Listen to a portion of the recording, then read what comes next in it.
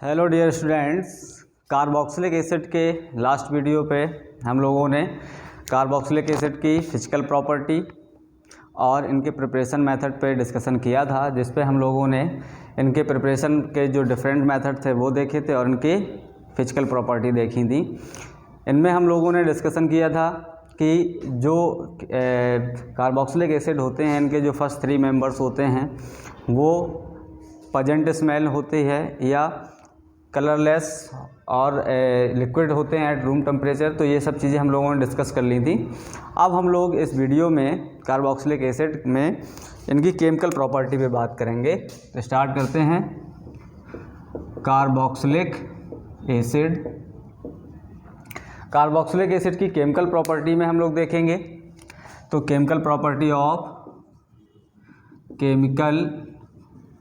Properties of carboxylic acid. अब हम लोग देख लेते हैं कि कार्बोक्सिलिक एसिड जनरली किस टाइप से रिएक्शंस करता है या इनमें फंक्शनल ग्रुप क्या होता है और इनमें रिएक्शंस क्या होती हैं। तो जनरली हम लोग जो जनरल फार्मूला लिखते हैं RCOOH होता है। ये ऑर्गेनिक एसिड हैं, वीक एसिड होते हैं। तो वीक एसिड होने की वजह से ये इनऑर्गेनिक एसिड, जैसे जो मिनरल एसिड होते हैं या इनऑर्गेनिक एसिड होते हैं, उनके कंपैरिजन में ये वीक एसिड होते हैं, क्योंकि इनका जो आयनाइजेशन है वो इनऑर्गेनिक एसिड के कंपैरिजन में कम होता है। तो हम लोग देख लेते हैं कि इसमें फंक्शनल ग्रुप जो होते हैं वो कार्बोक्सी ग्रुप होता है, COOH।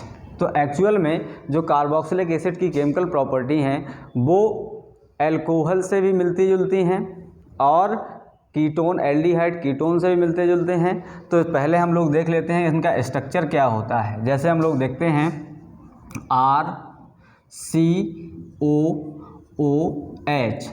तो इस कार्बोक्सिलिक एसिड में हम लोग ये देख लेते हैं कि यहाँ पर इसमें कौन कौन सी रिएक्शंस पॉसिबल होती हैं। सबसे पहले आप देखते हैं कि इसमें एल्कोहल OH ग्रुप भी पाया जा रहा है, कीटोनिक ग्रुप भी पाया जाता है, कार्बोनिल ग्रुप है और एल्किल ग्रुप है। तो ये 3 तो हो ही गई।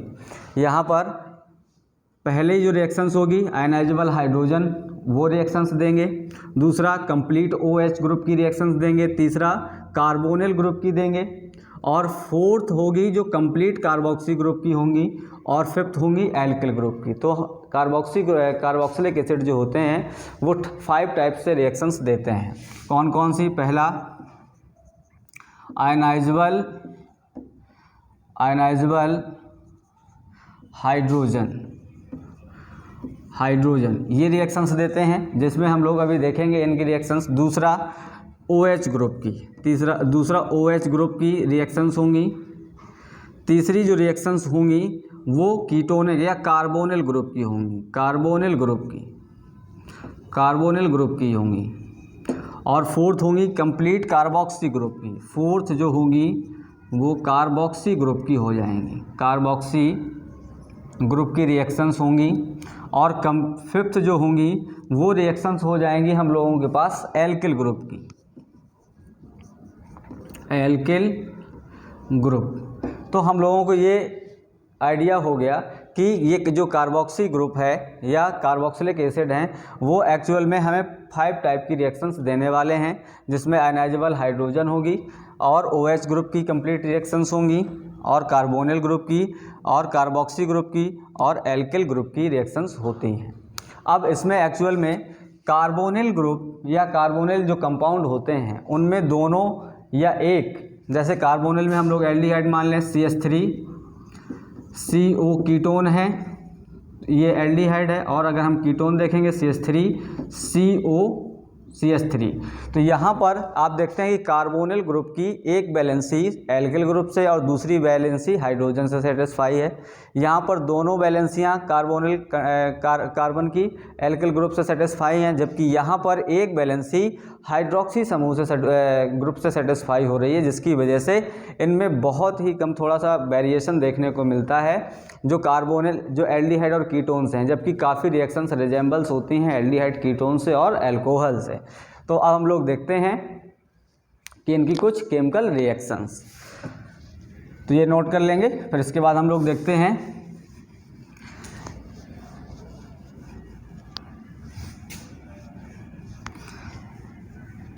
इसमें कुछ बातें और हैं जैसे जो हम लोगों के लिए बहुत ज़रूरी हैं जिनकी जानकारी, जैसे फॉर्मिक एसिड है और एस्टिक एसिड है। तो फॉर्मिक एसिड और एस्टिक एसिड में फॉर्मिक एसिड स्ट्रॉन्ग एसिड होता है। क्यों? क्योंकि देखो यहाँ पर हम लोग बात करते हैं HCHO की और यहाँ पर HCOOH है। HCOOH फॉर्मिक एसिड है, फॉर्मिक एसिड, और यहाँ पर CH3COOH एसिटिक एसिड होता है। अब फॉर्मिक एसिड की एसिडिटी ज़्यादा होती है और एस्टिक एसिड की एसिडिटी कम होती है। क्यों? क्योंकि इनके जो Ka हैं, आयनाइजेशन कांस्टेंट है, वो 1.8 × 10⁻⁻4 होता है, जबकि यहाँ पर एस्टिक एसिड का Ka जो होता है आयनाइजेशन कांस्टेंट 1.8 × 10⁻5 होता है। तो यहाँ पर इसका आयनाइजेशन कम होता है। क्यों? क्योंकि यहाँ पर plus I effect of alkyl group.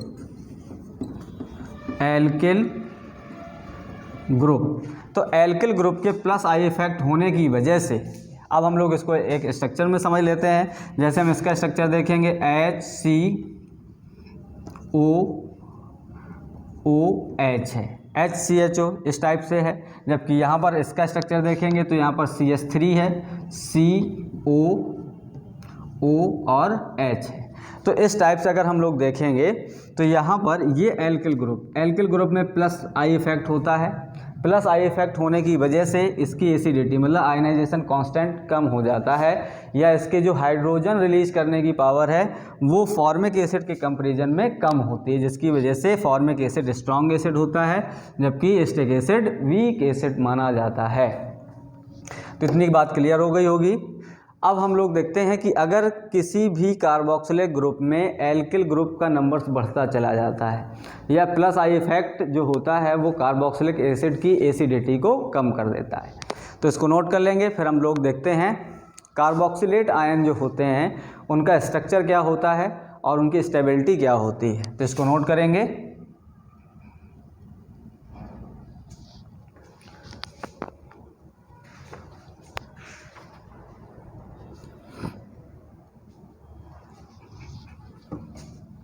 Clear हो गया होगा। अब हम लोग देखते हैं structure of carboxylate ion. Actual में हम लोगों को केमिकल प्रॉपर्टी पढ़ने से पहले कार्बोक्सिलिक एसिड के जो कार्बोक्सी समूह हैं या कार्बोक्सी ग्रुप है उनके स्ट्रक्चर या उनके इफेक्ट के बारे में जानना बहुत ज़रूरी होता है।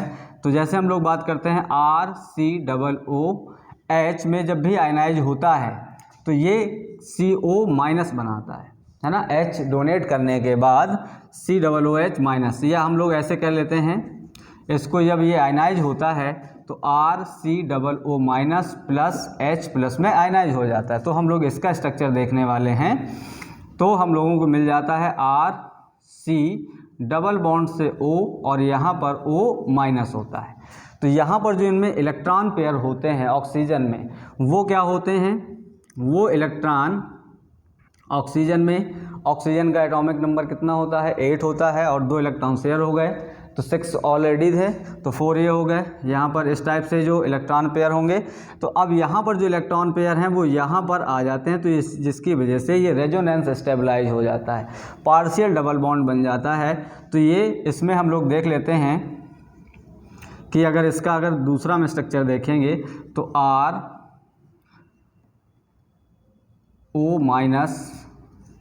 और O इस टाइप से ये इक्विवेलेंट बने रहते हैं। इस टाइप से अगर हम देखेंगे तो यहाँ पर ये इक्विवेलेंट बने रहते हैं। तो इस वजह से ये रेजोनेंस स्टेबलाइज होता है, रेजोनेंस स्टेबलाइज्ड होता है।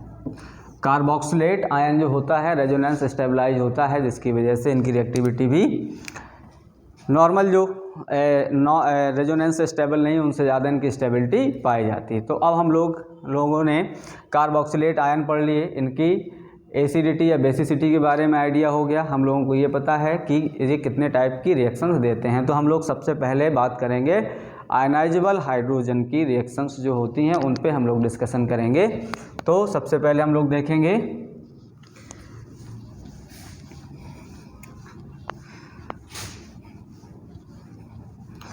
Reaction with active metals, reaction with active metal. तो इसकी जो फर्स्ट केमिकल रिएक्शन है वो हम लोग देखते हैं, reaction with active metal. Active metals क्या होते हैं? एक्टिव मेटल्स में आ जाते हैं जैसे सोडियम है, पोटेशियम है, कैल्शियम है और जिंक, ETC। मोर इलेक्ट्रो पॉजिटिव करैक्टर की जो मेटल्स होती हैं, जिनमें इलेक्ट्रॉन डोनेट करने की टेंडेंसी ज़्यादा होती है, वो रिएक्टिव मेटल्स कहलाती हैं। ऐसे ही इनको हम सोडियम, पोटेशियम, कैल्शियम और जिंक, ये मोर इलेक्ट्रो पॉजिटिव करैक्टर होने की वजह से ये एक्टिव मेटल्स कहलाते हैं। तो एक्टिव मेटल्स की रिएक्शन अगर हम लोग कार्बोक्सिलिक एसिड से कराते हैं तो इससे हाइड्रोजन रिप्लेस हो जाती है और मेटल सॉल्ट मिल जाते हैं। ये बात याद रखिएगा। इसमें हम लोग रिएक्शन देख लेते हैं, RCOOH प्लस अगर हम लोगों ने सोडियम की रिएक्शंस करा दी है तो सोडियम की रिएक्शन कराने के बाद यहाँ पर RCOONA मिलेगा प्लस H2 गैस इवॉल्व हो जाएगी। इसका मीन्स ये है कि जो एसिड होते हैं ये कार्बोक्सिलिक एसिड फिनॉल और अल्कोहल से ज़्यादा एसिडिक होते हैं। इसमें हम लोग एक बात और अभी बात करेंगे कि अगर इलेक्ट्रोपॉजिटिव करैक्टर बढ़ता है तो कार्बोक्सिलिक एसिड की एसिडिटी कम होती है, जबकि इलेक्ट्रोनेगेटिव करैक्टर मतलब -I इफेक्ट वाले ग्रुप अगर इसमें सब्स्टिट्यूट होते हैं एल्किल ग्रुप में तो इनकी एक्टिविटी या इनकी एसिडिटी बढ़ती है। ये क्वेश्चंस कई बार बोर्ड में पूछा गया। तो इसको हम रिएक्शंस बैलेंस करेंगे तो हमें 2 मोल ऐसे मिल जाएंगे। तो यहाँ पर कार्बोक्सिलिक एसिड है और ये मिल जाता है सोडियम कार्बोक्सिलेट, सोडियम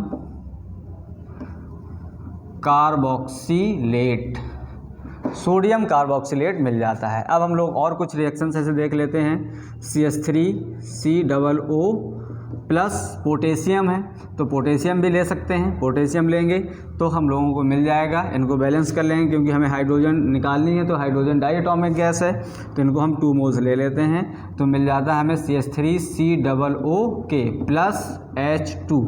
तो इसका नाम होता है पोटेशियम एसीटेट।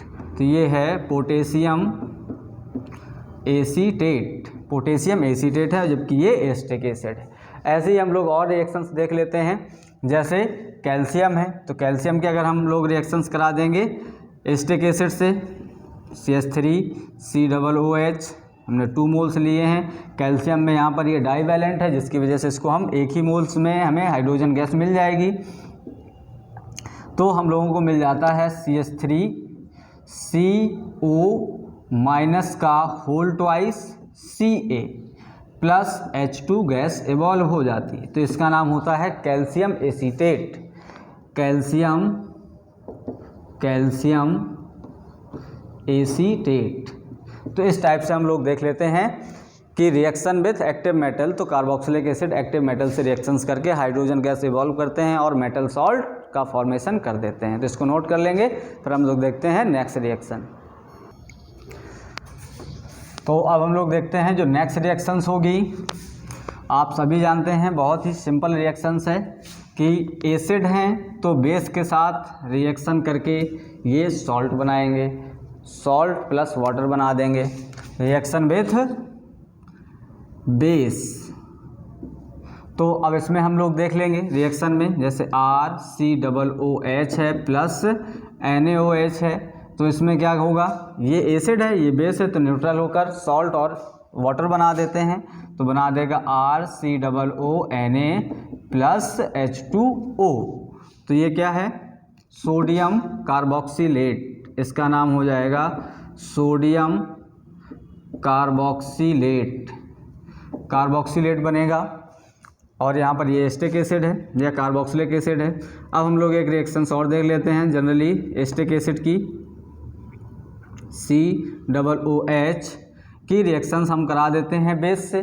तो बेस की रिएक्शंस हम KOH ले सकते हैं, CaOH का होल ट्वाइस ले सकते हैं, जो भी आप बेस लेना चाहें वो यहाँ पर यूज कर सकते हैं। तो सोडियम पोटेशियम हाइड्रोक्साइड लेंगे तो मिल जाएगा हमें CH3COOK प्लस H2O। ये है पोटेशियम एसीटेट, ये है पोटेशियम एसीटेट, इस टाइप से आपको याद रखना है कि एसिड है, बेस के साथ रिएक्शन करके सॉल्ट और वाटर बना देता है। अब हम लोग देख लेते हैं इसकी रिएक्शंस। जो सोडियम कार्बोनेट है या मेटल कार्बोनेट के साथ रिएक्शंस करके ये एफरवेरेंसेस के साथ, बुदबुदाहट के साथ ये कार्बन डाइऑक्साइड गैस इवॉल्व करते हैं। ये एसिड का नॉर्मल टेस्ट भी होता है कि अगर एसिड हमें देखना है कि जो टेस्ट ट्यूब में मटेरियल है या जो लिक्विड है या बीकर में जो लिक्विड है वो एसिड है या नहीं, तो हम उसमें कार्बोनेट सॉल्ट डाल देते हैं। तो कार्बोनेट सॉल्ट या बाइकार्बोनेट सॉल्ट एसिड से रिएक्शंस करके कार्बन डाइऑक्साइड गैस प्रोड्यूस करते हैं। तो ये एसिड का जनरल टेस्ट भी है, तो इसको नोट हो गया होगा। अब हम लोग देख लेते हैं next, reaction with metal carbonate. Reaction with metal carbonate, और इसी में हम लोग बाइकार्बोनेट की भी रिएक्शंस देख लेते हैं। तो जनरली हम लोग क्या करते हैं, RCOOH है प्लस Na2CO3 बना दिया। तो अब हम लोग यहाँ पर क्या बनेगा, यहाँ पर मेटल के जो सॉल्ट होंगे वो बनेंगे प्लस कार्बन डाइऑक्साइड और वाटर बन जाएंगे। तो हम लोगों ने यहाँ पर इसको बैलेंस करने के लिए इस टाइप से लिया है और यहाँ पर बन जाएगा RCOONA plus CO2 plus water. CO2 gas evolve होगी प्लस वाटर बन जाएगा। तो ये CO2 गैस बुदबुदाहट के साथ, एफरवेरेंसेस के साथ कार्बन डाइऑक्साइड गैस इवॉल्व होती है एसिड में बाइकार्बोनेट या कार्बोनेट सॉल्ट मिक्स करने पर। तो ये एसिड का नॉर्मल टेस्ट भी हो जाता है। इसका नाम है sodium carboxylate. Sodium carboxylate, sodium carboxylate नाम है इसका। अब हम लोग देख लेते हैं एक और रिएक्शंस कोई देख लेंगे जो मेटल बाइकार्बोनेट हो, या जैसे हम बात करते हैं CH3COOH की हम रिएक्शंस NaHCO3 से। ये सोडियम कार्बोनेट है, इसका नाम है सोडियम कार्बोनेट, और जबकि ये क्या है, सोडियम बाइकार्बोनेट, सोडियम बाइकार्बोनेट, या इसी को हम लोग सोडियम हाइड्रोजन कार्बोनेट भी कह देते हैं, जनरली बाइकार्बोनेट कह देते हैं। तो हम लोग इसमें जो रिएक्शंस होगी वो सेम प्रोडक्ट मिलेंगे हमें, CH3COONA plus CO2 plus H2O। इस टाइप से ये कि एसिड जो होता है कार्बोक्सिलिक एसिड वो मेटल कार्बोनेट और बाइकार्बोनेट से रिएक्शंस करके एफरवेरेंसेस के साथ साथ कार्बन डाइऑक्साइड गैस इवॉल्व करते हैं और यहाँ पर मेटल सॉल्ट मिल जाते हैं। तो हम लोग इसको नोट कर लेंगे, फिर हम लोग देखते हैं इसकी नेक्स्ट रिएक्शंस। कंप्लीट हो गया होगा। अब हम लोग देखते हैं, अभी तक हम लोगों ने कार्बोक्सिलिक एसिड में आयनाइजेबल हाइड्रोजन की रिएक्शंस पे डिस्कशन किया, और अब हम लोग जो नेक्स्ट रिएक्शंस डिस्कस करने जा रहे हैं वो रिएक्शन ऑफ हाइड्रोक्सी ग्रुप है ना। तो ये चीज़ आपको याद रखना है, रिएक्शन ऑफ हाइड्रोक्सी ग्रुप। इसको भी रफ कर दे रहे हैं, reaction of hydroxy group. Chemical reactions of carboxylic acid में केमिकल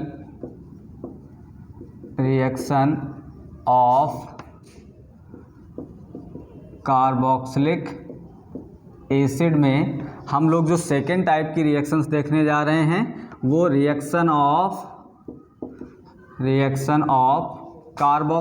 हाइड्रोक्सी ग्रुप है। हाइड्रोक्सी मतलब OH ग्रुप की जो रिएक्शंस हैं वो हम लोग डिस्कस करने जा रहे हैं। अब हम लोग इसमें जो फर्स्ट रिएक्शंस होगी वो देखेंगे कि अगर हम कार्बोक्सिलिक एसिड की रिएक्शंस अल्कोहल से कराते हैं तो अल्कोहल क्या है, अल्कोहल और कार्बोक्सिलिक एसिड है तो ईस्टर बना देंगे। तो ईस्टर में एसिड है तो वो OH आयन डोनेट करेगा, जबकि अल्कोहल है वो H आयन डोनेट करेगा। तो ये चीज़ आपको याद रखना है, क्योंकि यहाँ पर हम लोग अगर ऐसे देखेंगे कि RCOOH है, अगर हमने इसकी रिएक्शंस C2H5OH OH से रिएक्शंस कराई है, तो हम लोग क्या करेंगे इसमें, इसको हम लोग ऐसे कर देंगे कि यहाँ से OH ग्रुप जाएगा और यहाँ से H ग्रुप जाएगा, यहाँ से H निकलेगा और यहाँ से OH, तो यहाँ पर हम लोगों को मिल जाएगा ईस्टर RCO और यहाँ पर ये बन जाएगा, तो RCOC2H5।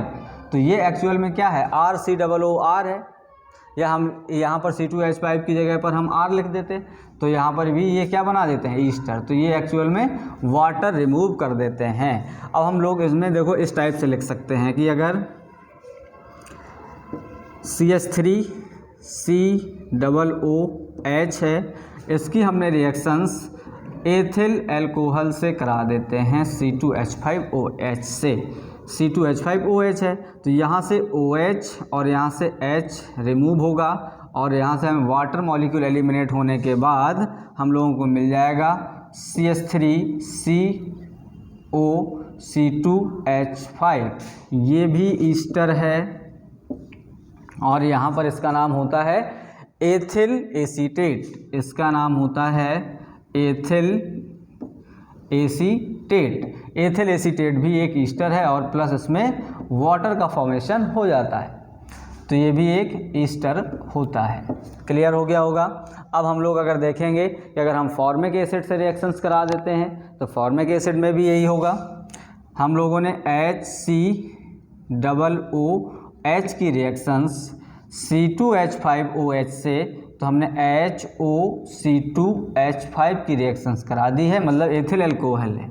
एथिल अल्कोहल की फॉर्मिक एसिड से रिएक्शंस होगी तो यहाँ से OH और यहाँ से H इवॉल्व होगा, रिमूव हो जाएगा और हम लोगों को मिल जाएगा ये वाला जो हमें मिलेगा C2H5COOH। तो यहाँ पर हम लोगों को ये सोडियम एथिल फॉर्मेट भी कह सकते हैं, एथिल फॉर्मेट। एक्चुअल में ये हम लोग देखेंगे कि ये HCOOH HCOOC2H5, वैसे हम इसको जनरली ऐसे भी लिख सकते हैं C2H5COOH, तो ये प्रोपेनोइक एसिड हो जाएगा ये, लेकिन अगर हम ईस्टर से अगर निकालते हैं इसको तो ये एथिल फॉर्मेट है, एथिल फॉर्मेट, ये भी एक टाइप का ईस्टर है, ईस्टर बना देता है। इस टाइप से हम लोग इसमें OH ग्रुप की रिएक्शंस हम लोगों ने इसमें डिस्कस की हैं। एक इसमें और रिएक्शंस हैं जिसमें हैलोजन कंटेनिंग कंपाउंड से रिएक्शंस हम लोग देखते हैं, तो इसको नोट कर लेंगे, फिर हम लोग देखेंगे हैलोजन कंटेनिंग कंपाउंड।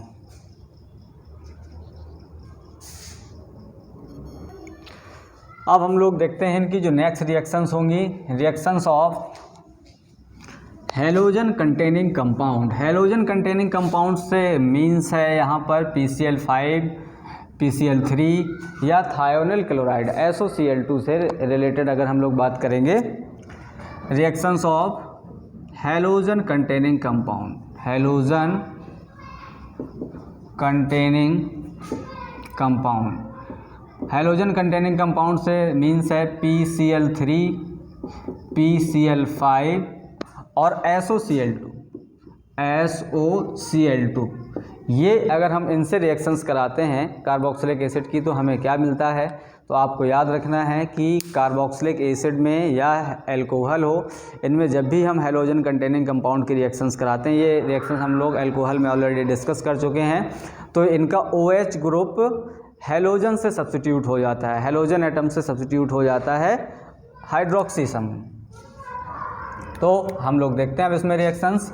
अगर हमने कहा है CH3COOH की रिएक्शंस हम PCl3 से कराते हैं, तो PCl3 से अगर जब भी रिएक्शंस कराते हैं तो यहाँ से OH ग्रुप सब्स्टिट्यूट हो जाएगा और एक Cl आ जाएगा, लेकिन हमें यहाँ 3 Cl सब्स्टिट्यूट करने हैं, तो हम लोग इसको बैलेंस भी कर लेते हैं। तो हम लोगों को मिल गया यहाँ पर 3CH3COCl, ये है एस्टिल क्लोराइड। एस्टिल क्लोराइड के बाद यहाँ पर 3OH मिले थे और P मिल गया, तो यहाँ पर हम लोगों को मिल गया H3PO3, और जबकि यहाँ पर ये है acetyl acetyl chloride, acetyl chloride मिल गया। और ये है orthophosphoric acid, orthophosphorus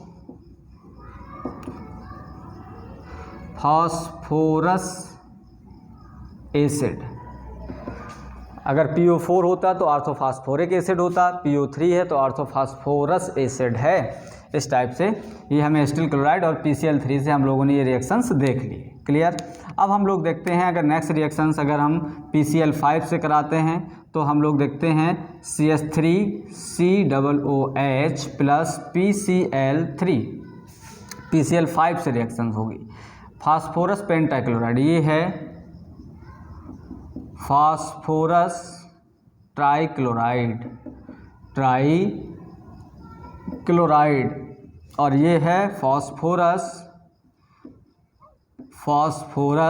pentachloride, pentachloride की रिएक्शंस अगर हम कराते हैं तो यहाँ पर हम लोगों को मिलने वाला जो प्रोडक्ट है वो CH3COCl है।